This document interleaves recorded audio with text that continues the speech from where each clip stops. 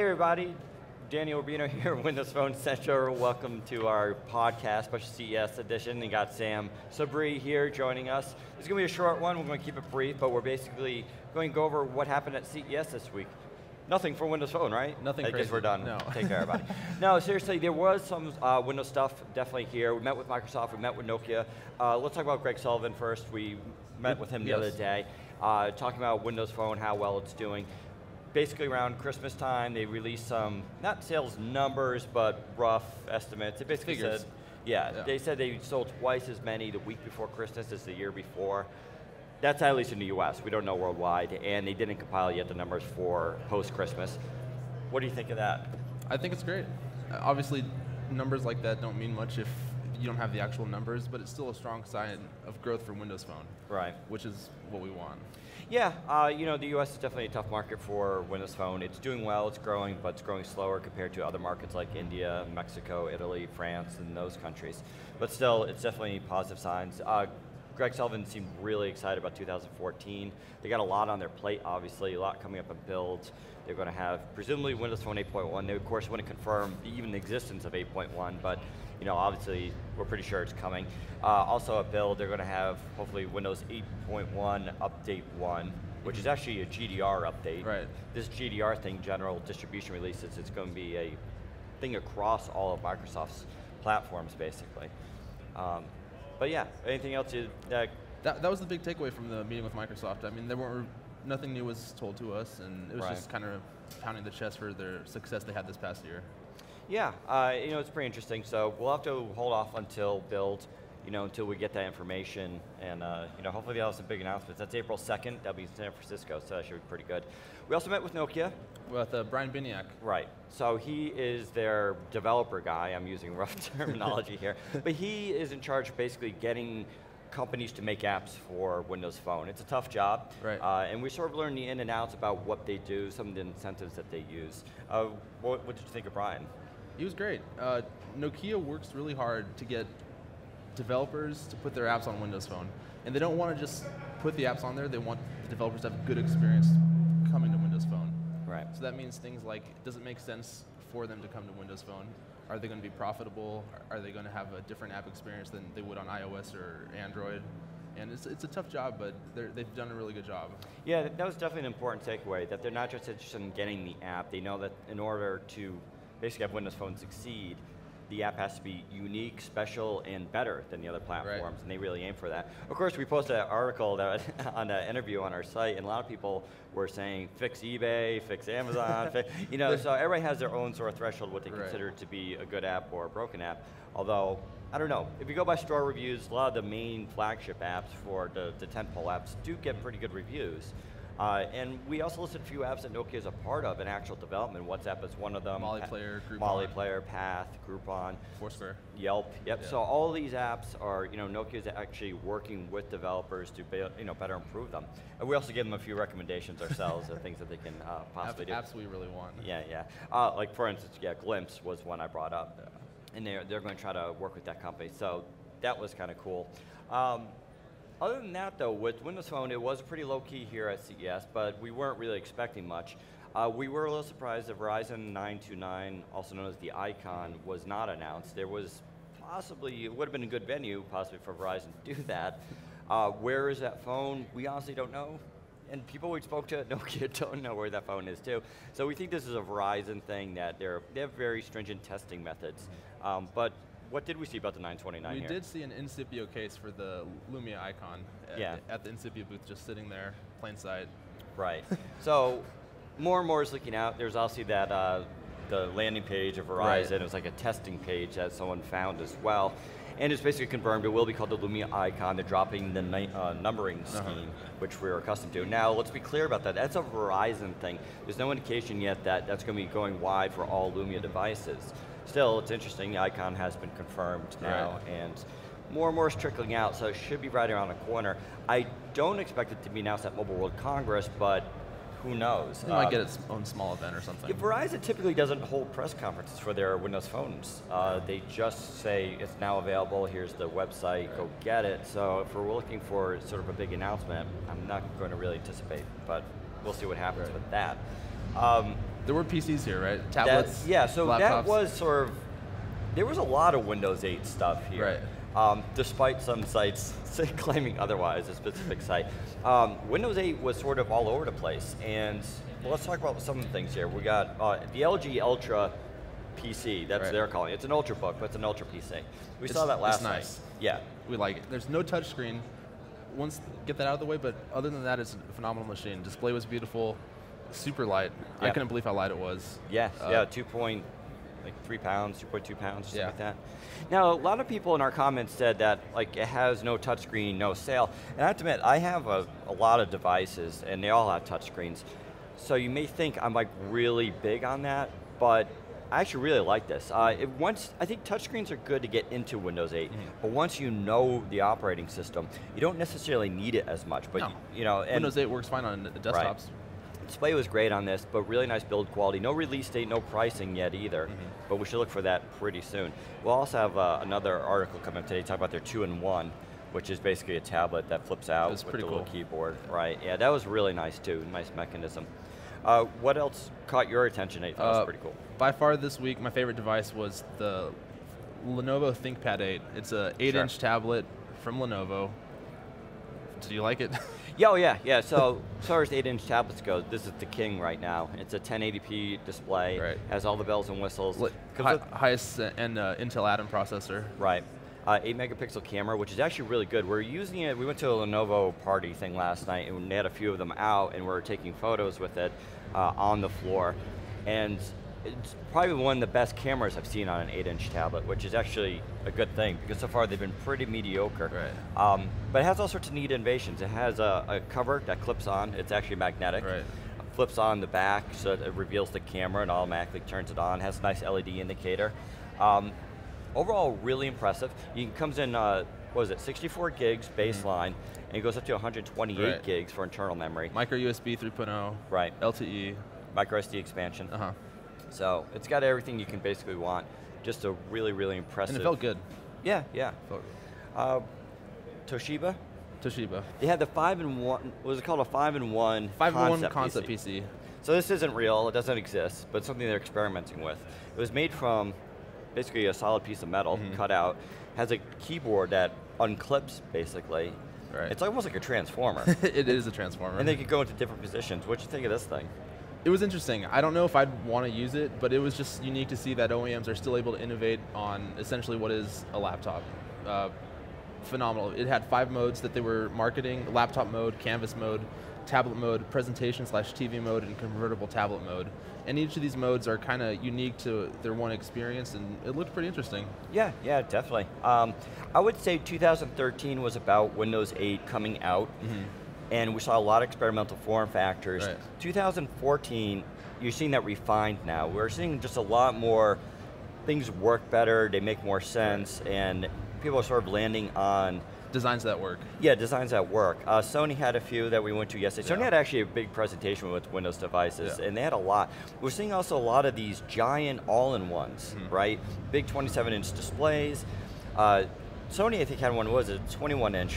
Right. And it was an all-in-one, but you could unplug it. It had a simple power plug. And it had a battery, and you could take this giant tablet and move it from room to room. Take it to your couch, take it to your bedroom. Right, and it had this great hinge with a little stand on the back. You could go completely flat. It's a weird concept of taking a giant screen and walking to another room with it. Lenovo also had that, what was that giant one that they had? Do you remember the name of that? We'll get the name later, but it was like a really big... portable desktop. And it kind of reminded me of what was the original Surface, which is now, what's that called?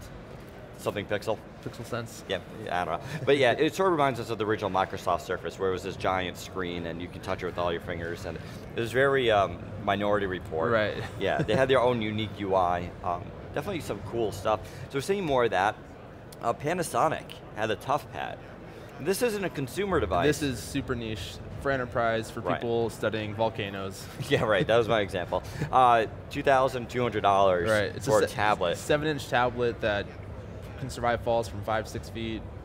waterproof, shockproof, super customizable Right. for specific applications. Yep, Panasonic's ToughPad series should be well known. They're tough, they make laptops too. You can drop them. Meant for construction sites, you know, outdoors, boats, all this kind of stuff. Real research. Really nice though, and the one we showed was a 7-inch and it had a modular back where you, like companies could basically add on things, GPS units, card scanners, parallel ports, extra batteries, all that. Anything they wanted. Yeah, so once again, not a consumer device, but that's real important to get Windows 8 sort of into enterprise, into companies, you know, who do outdoor work. And it might have been the only PC we saw this week with a matte screen. It looked pretty good. Yeah, the display was surprisingly really good on it. Yeah. And I say surprisingly because usually when you go to these enterprise devices, they don't put a priority necessarily on Screen. Yeah, it's not like a high definition screen. It's not meant for watching movies, but it needs to be usable outside and in rough conditions. And this was actually a really nice display. If it wasn't $2,000, I wouldn't mind having one, but definitely some cool stuff. Anything else that caught your attention here? Not much this week. Light on Windows Phone news, cool Ultrabooks, laptops running Windows 8, and that was about it for us. Well, we can mention at least that it tied in with CES, but App Folder. Right. This new app from Nokia finally came out. Now, people should know, at least on Windows Phone, Samsung actually had their first folder app. They were the first ones to do this. But seeing as, you know, was it not Icon, Nokia controls 92% of the market, it almost doesn't matter, right? I mean, so Nokia's getting the claim, but so we thought this was only for Lumia Black, but turns out it can run on Amber phones. Amber phones too. So this is a simple app, you install it, allows you to create folders, and then you can put in what apps you want. So I did one for photography, put all my camera apps and editors into that, and it allows you to reorganize. What do you think of this? Like, how are you going to use it? I'm probably personally not going to use it. Really? My start screen I think is fine. I can see this being useful for people who have a ton of apps, power users who just have a cluttered screen and they find themselves scrolling all the way down, and that kind of defeats the purpose of this, you know, glanceable UI if you're spending 30 minutes to get down to the very bottom to look at a specific app. It's nice though. I mean, it's not as elegant as some folder systems on other mobile operating systems, but it's... What would you like to see improved upon it? Well, I mean, like on iOS, you create a folder, you tap it, the apps fly out, and you just quickly jump into it. Here, this is kind of like a shortcut to a page with all these apps, and so it just feels like it takes a bit longer than it could if it was natively built into the operating system. It's a good question whether or not this is sort of a temporary holdover. Right, we're not expecting 8.1. We're starting to get the impression that you're going to see new hardware with Windows Phone 8.1 first before software updates come out. Meaning people with current devices might not get 8.1 until July. So, but they will get it. They will get it, but it'll be a little off. So perhaps Nokia came out with this as a holdover until that, but maybe Windows Phone 8.1 will see a more refined version that's built into the operating system. I wouldn't actually doubt that.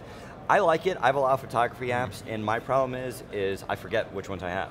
And going over to, you can't put them all on the start screen, but then when you scroll over and you go down your list, sometimes you just forget them, you miss them. So I kind of like being able to group stuff. It's causing me though to sort of have to rethink my start screen and how I organize stuff. But it's a great option out there. Once again, Nokia is sort of filling in gaps where Windows Phone is.